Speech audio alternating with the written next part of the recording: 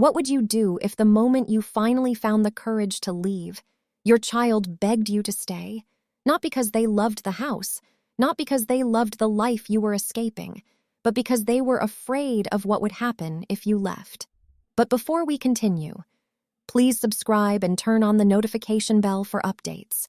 At exactly 11:47 p.m., Emma Carter stood in the dim glow of her hallway light, one hand gripping the handle of a worn black travel bag.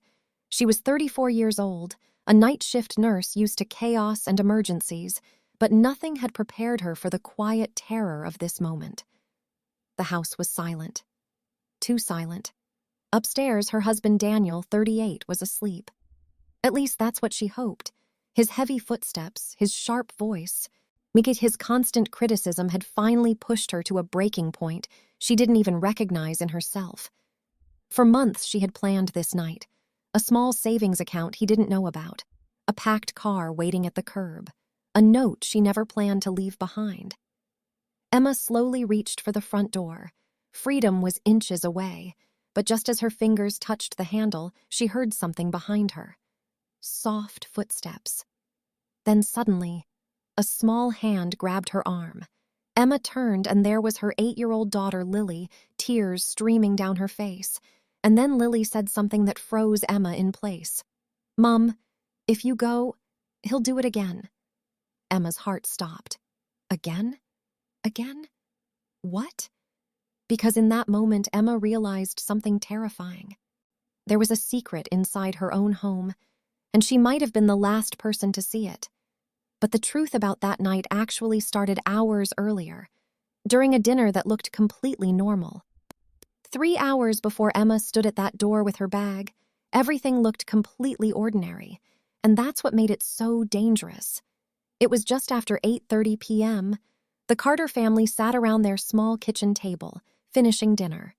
Daniel had cooked pasta, something he liked to brag about to friends as proof that he was a great husband.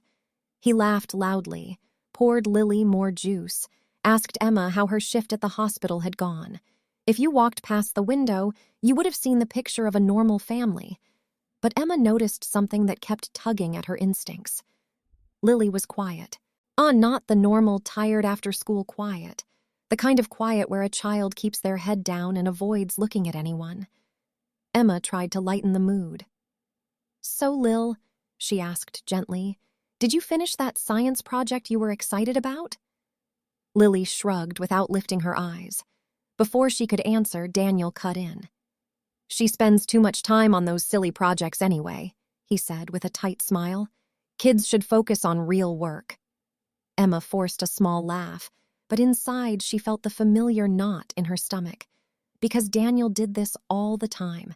He interrupted, corrected, controlled conversations without anyone noticing. Little things, but little things repeated for years start to feel very big. As dinner continued, Emma tried again to include Lily in the conversation.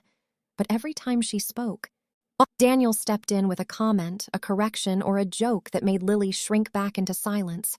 Did he even realize he was doing it? Or was it deliberate? Emma couldn't tell anymore. Later that night, after Lily went upstairs to brush her teeth, the house grew tense in a way Emma knew too well. Daniel started criticizing small things. Why the laundry wasn't folded. Why Emma worked too many night shifts. Why she never appreciated everything he did. His voice wasn't screaming. That almost made it worse. Low, sharp, controlled.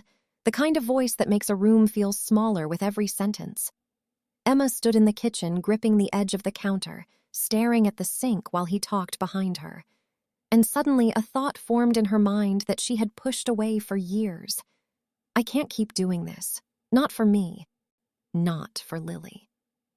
Minutes later, Emma locked herself in the bathroom and stared at her reflection in the mirror.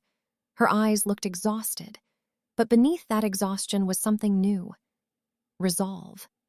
That was the moment she decided she would leave that night.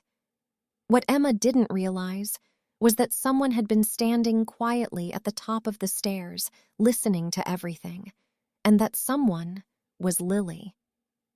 The rain outside had started sometime after 11. Emma hadn't even noticed it while she packed the last of her things into the car. Her mind had been racing, focused on one goal: get out before Daniel woke up. Now she was back inside the house, standing by the door. Bag in hand, heart pounding. Freedom was just one step away, and then Lily grabbed her arm.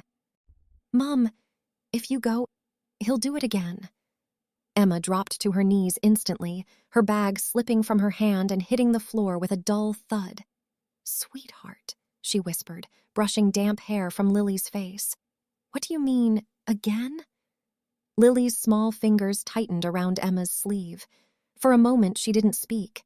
Her eyes kept flicking toward the staircase behind them, like she was afraid someone might be listening.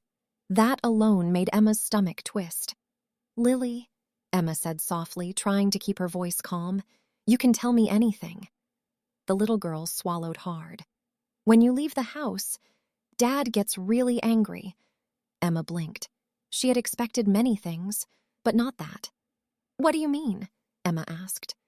Lily hesitated again, then spoke in a shaky whisper. "Last time, when you slept at Aunt Rachel's house." Emma remembered that night clearly. It had been 6 months earlier after a long argument. She had left to cool off, thinking Lily would be safe at home, but Lily continued. "After you left, Dad came into my room."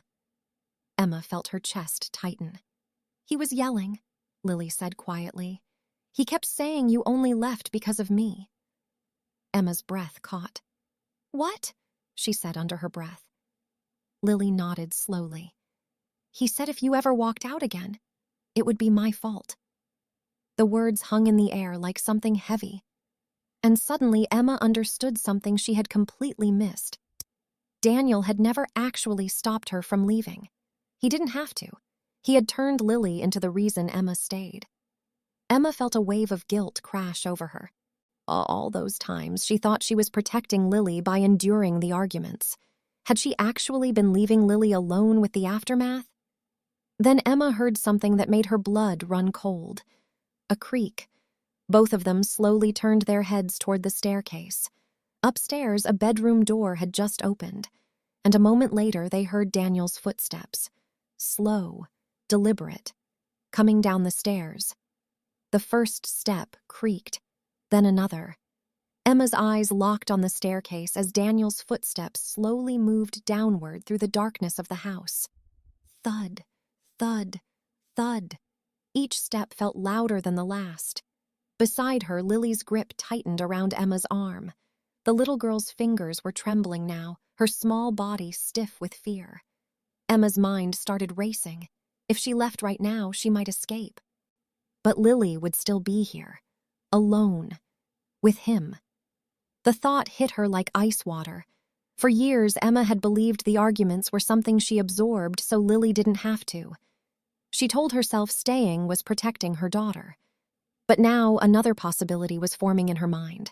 What if leaving Lily behind, even for a night, had been the real danger? Another step creaked.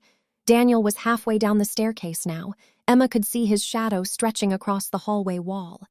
"Emma!" his voice called out, thick with sleep but edged with suspicion. Emma's heart slammed against her ribs. She had seconds to decide. 3 options flashed through her mind. Stay and pretend nothing happened, run to the car and drive away, or do something she had never seriously considered before.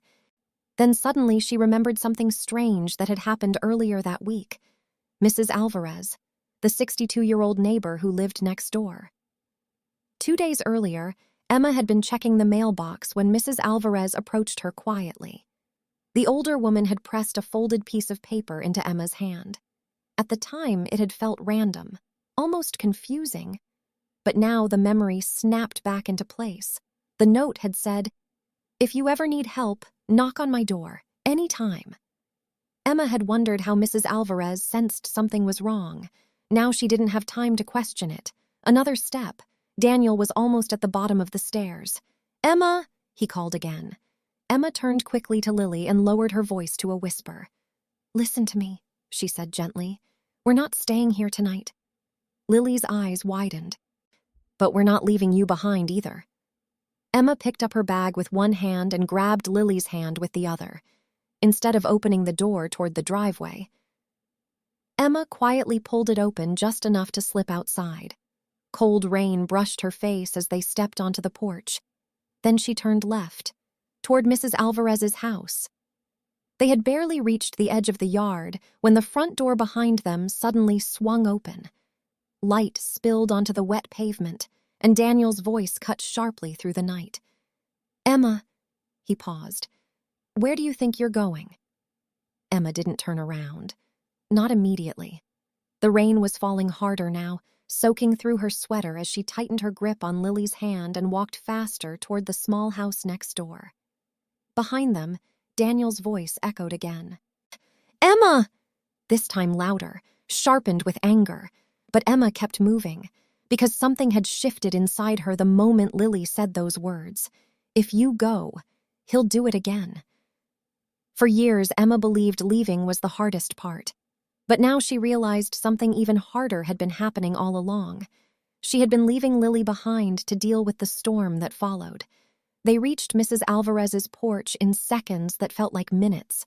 Emma knocked once, then twice. Her heart pounded as she glanced back toward her own house. Daniel had stepped onto the lawn now, his silhouette barely visible through the rain. Then suddenly the door opened. Mrs. Alvarez stood there in a robe, calm but alert. Almost like she had been expecting them. She looked at Emma, then at Lily, and quietly said, "Come inside." Emma and Lily stepped into the warm light of the small living room, the door shut behind them. Only then did Mrs. Alvarez speak again. "I heard the shouting earlier tonight," she said gently, "so I made a call." Emma frowned slightly. "A call?" she asked. Before Mrs. Alvarez could answer, blue lights suddenly flashed through the rain outside. 2 police cars rolled slowly onto the street. Emma felt Lily squeeze her hand again. Outside, Daniel stood frozen in the yard as the officers stepped out of their vehicles. For the first time in years, Emma felt the tight weight in her chest begin to loosen. She looked down at Lily and brushed the rain from her daughter's hair. And in that moment, she finally understood something important. Leaving wasn't the mistake. Leaving alone was. Emma glanced once more toward the window where the flashing lights reflected against the glass. Then she whispered quietly to Lily, "We're going to be okay." But even now, Emma sometimes thinks about that night, because if Lily hadn't run after her, Emma might have walked out that door without ever knowing the truth.